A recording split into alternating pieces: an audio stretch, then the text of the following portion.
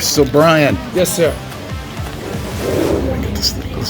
Nacelle, you guys are growing in leaps and bounds. It seems like almost like once or twice a month I'm getting a new PR thing from a different company about something you guys are doing. It's crazy. Yeah. Well, took a long time to get here, but now we're doing a lot. Do you find it hard to juggle all this stuff, or? No, not at all. The only thing that's hard is just when I wake up tomorrow morning. And I'm depressed about this. I'm not bragging. It's going to seem like I'm bragging. I'm not bragging at all. Tomorrow when I wake up, I will beat my travel record from 2007. Oh, jeez. And I have 3 kids, a wife I adore, and it's just very, very tough being away from them. That's the only downside. Everything else, don't give a shit. It's awesome. I literally feel like I'm living in a dream. That is the most cliched thing you could hear, but it's also, in this case, very true. But the only downside is being away from family. Yeah. Everything else is awesome. I cannot believe it's happening. It's because I got the announcement about a month ago about the Moo Mesa comic book. Looking forward to reading that. Oh, great. Yeah, it's fun. I didn't write it, so I can say that. It's not egotistical. But it's still under your brand. It is, but it's great. I love it. Yeah. I was not a Moo Mesa expert when we acquired it, and I'm certainly still not a Moo Mesa expert, but I am madly in love with it because again, it's what I love. It's comedy. It's literally the funniest property we have, and on top of that, it's like action. A lot of action.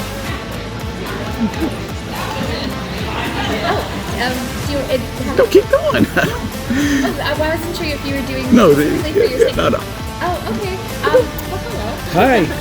So I'm Time 24 News. We do like entertainment and stuff, and I just had some questions about so being a Star Trek fan as a kid and now making the toys. Like, what is that experience been like for you?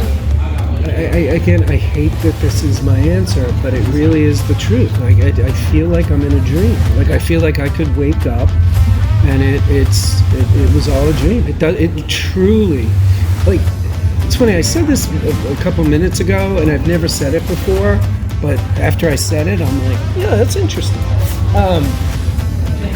I still can't believe Toys That Made Us was remade. And that was 8 years ago.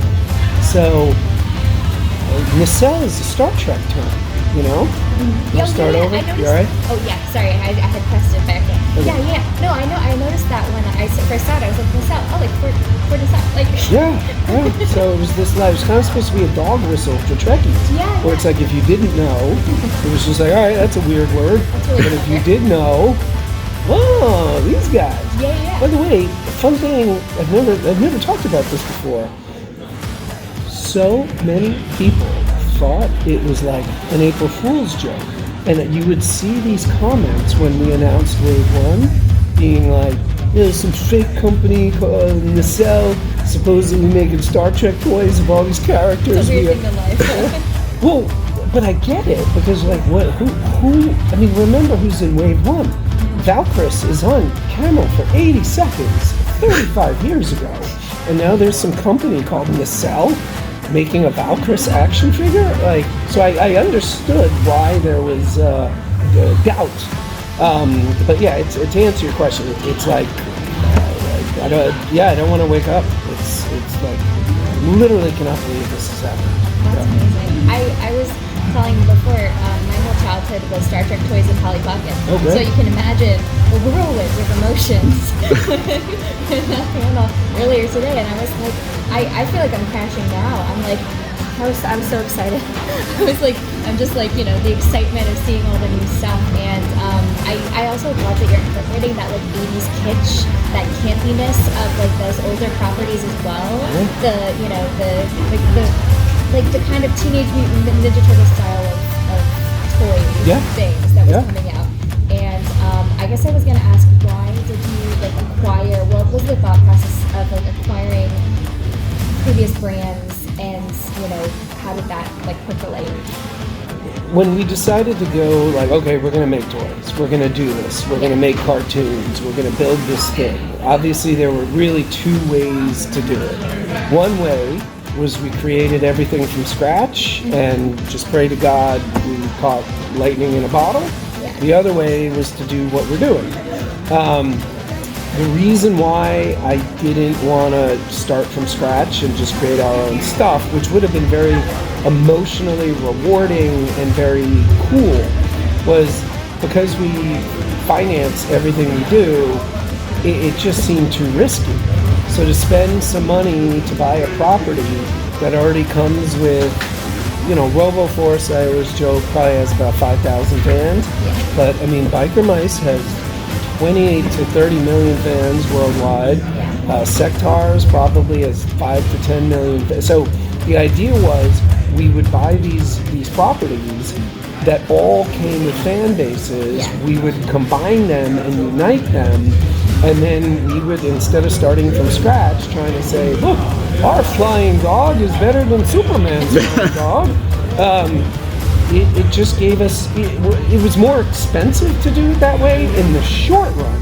But I think in the long run, in fact, I can say this now quantifiably, in the long run, I think it was a really safe way to make sure we succeeded. Well, it's a very strategic move, I feel, and I'm just interested in that whole behind the scenes process of the company, and I wanted to ask as well, about toys, toys that made us, and just how that got started as well.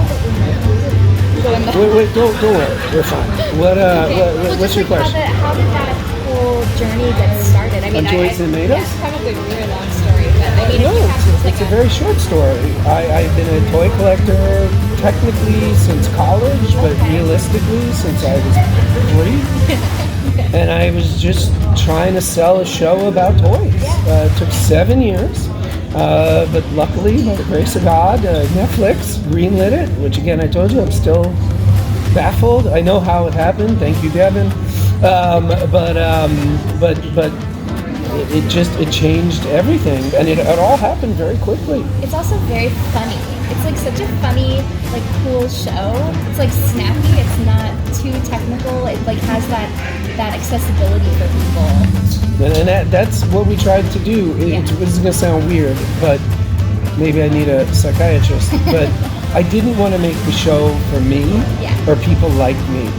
And one of the greatest probably the greatest note I have received in my career that changed the whole company, changed everything we do, was, you're going to kill me for telling this story, but I got to tell it, because it's not short. Okay, 1 minute. There's a character in Star Wars called Flix. Everyone always talks about Boba Fett is the most valuable figure, but that Boba Fett never was sold. Flix is the most valuable figure that actually went into production. Loose, 10 to 30 grand. Carded, I think one just sold for over $250,000. We had a 6-minute pod in the episode about Flix. So we sent it to Netflix. That was the first cut we sent them. 3-hour cut. 3 hours. And I knew it would probably be about 2 hours.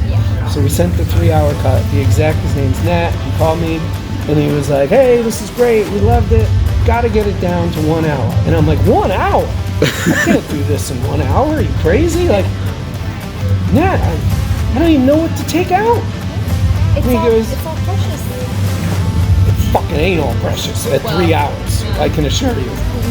No. Nat saved the show. Because I said to him, I go, Nat, I don't even know what to take out. And he goes, let me ask you a question. What does your wife do? And I'm like, stay-at-home mom. Is she into Star Wars? No, can't stand Star Wars.